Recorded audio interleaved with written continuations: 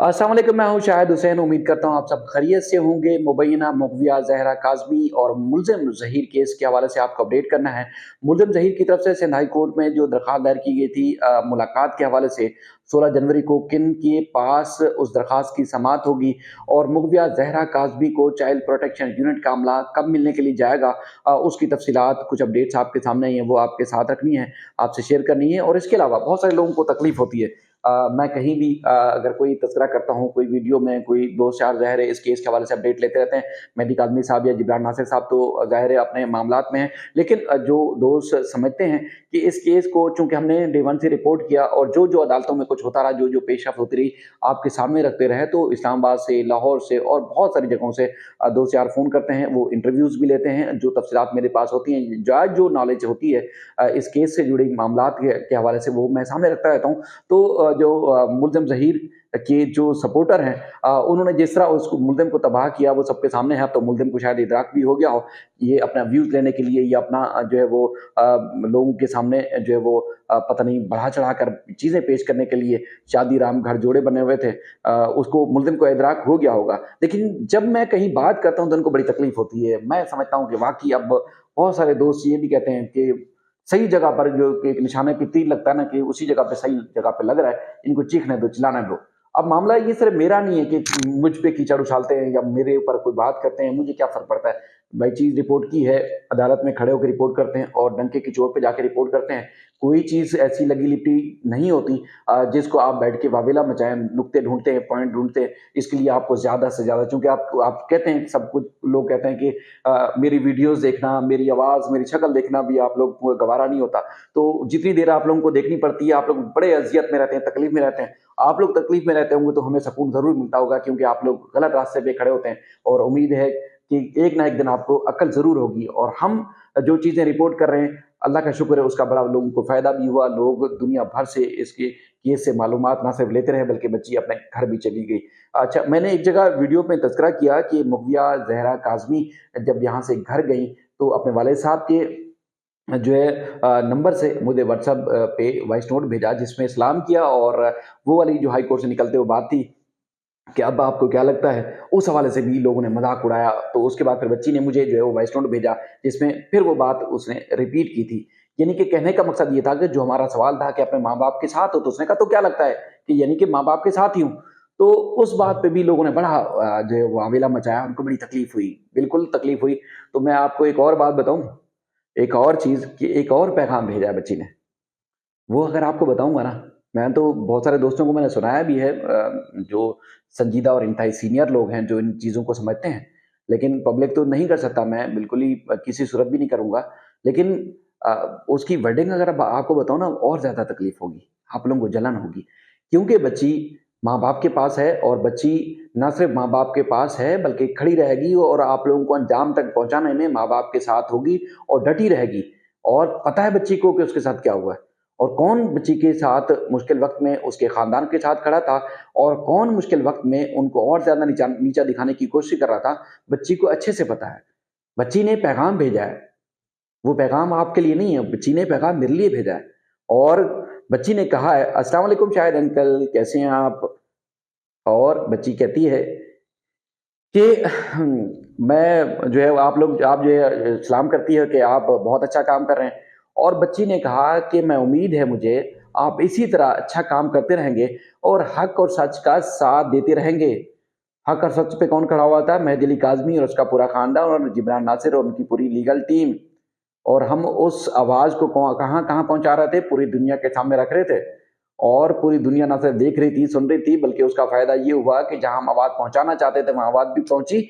और अल्लाह का शुक्र है कि हमारे निज़ाम ने उस मज़लूम ख़ानदान को इंसाफ़ फ़राहम किया। मैं आपसे एक बार फिर कहूँगा, इन अल्फ़ाज़ से आप लोगों को तकलीफ़ तो हो रही होगी, और ज़्यादा तकलीफ़ होनी चाहिए। अगर आप भी हक़ और सच के साथ देंगे, तो शायद आपकी आवाज़ जहाँ असर करनी चाहिए या असर करनी उसको होनी चाहिए कि जहाँ आपकी बात में वज़न हो, दम ख़म हो, तो वो ज़रूर पहुँचेगी और कहीं न कहीं असर ज़रूर करेगी।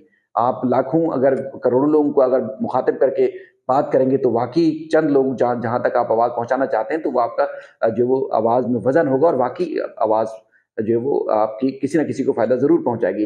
लेकिन अगर कीचड़ उछालना है पहले एक-एक लोग एक-एक सहाफ़ी को, यूट्यूबर्स को, मेहदी अली काज़मी, उनके ख़ानदान, जिब्रान नासिर, सब बहुत सारे लोगों ने ज़ाहिर है आप लोगों को घास नहीं डाली, किसी को चूँकि आप लोगों के पास ना टॉपिक होता है, ना सब्जेक्ट होता है, ना खबरें होती हैं, ना कुछ, सिर्फ़ कीचड़ उछालना है, उसका क्लिप निकाल लो, उसकी आवाज़ पकड़ लो, उसका जो है वो वॉइस नोट पकड़ लो, उसकी जो है उसके ऊपर बैठ के इल्ज़ाम लगा दो किसी कभी सूबाई वज़ीर, और तो और जिन वो वकीलों ने अपनी इज़्ज़त, अपनी तकरीम, अपना सब कुछ दाँव पे लगाया, बैठ के उनके ऊपर भी, कि सीनियर वकीला के ऊपर जो कि सुप्रीम कोर्ट के वकीला हैं, उनके ऊपर कीचड़ उछालते हो, तो फिर आप किसी के ऊपर कुछ भी कह सकते हो।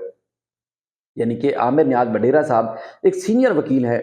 उन्होंने एक दफ़ा मुझे फ़ोन किया था, मुझे याद है वो उस वक़्त तक एक एक शायद विज़िट कर चुके थे कराची में। मुझे फ़ोन किया और एक आवाज़ में मैंने वो काम किया जिसमें उन्होंने कहा कि मैंने थंबनेल में उनकी तस्वीर दिखाई थी। तो उन्होंने फ़ोन किया कि बेटा ये तस्वीर हटा दो, क्योंकि हमें पता है कि उनकी इज़्ज़त एहतराम कितना ज़्यादा हमारे ऊपर लाज़िम है।